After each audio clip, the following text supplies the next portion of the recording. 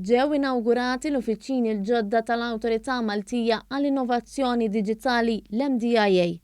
Dan huwa investiment parti mill-budget sabiex mhux biss Malta tibqa' tkun ma ta' quddiem fl-innovazzjoni, iżda wkoll tkun ippreparata għall-futur b'qafas regolatorju fil-qasam tal-innovazzjoni diġitali.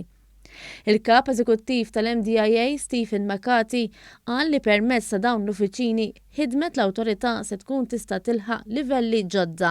Ġejn identifikati bħala dik l-Awtorità bħala Certification Authority fejn tidħol Cyber Security. U aħna hemmhekk irridu mmorru. Ġifieri jiena kuntent ħafna li dawn l-istituzzjonijiet ta' barra qed japprezzaw ix-xogħol tajjeb li għamilna aħna u qegħdin jinvitawna wkoll biex aħna nikkontribwixxu biex ngħaddu l-esperjenza li għamilna aħna, biex ngħaddu aħna nipparteċipaw biex anke bħala Unjoni Ewropea ikun hemm policies u standards komuni għal kulħadd. Iċ-Chairman tal-MDIA Joshua Ellul sostna li l-innovazzjoni f'pajjiżna hija tassew importanti anke għal pajjiż żgħir bħal Malta. So if we look at the current state of affairs, Malta has become really renowned within the iGaming industry, the financial industry, and we're now finding that we need new niches to make sure that we support our economic development.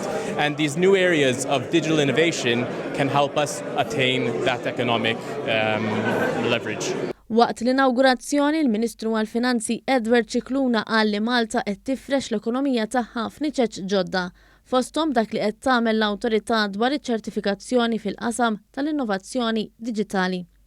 Is-Segretarju Parlamentari għall-Ekonomija Diġitali Clayton Bartolo qal li pajjiżna jrid ikompli jaħdem biex ikollna infrastruttura diġitali b'saħħitha.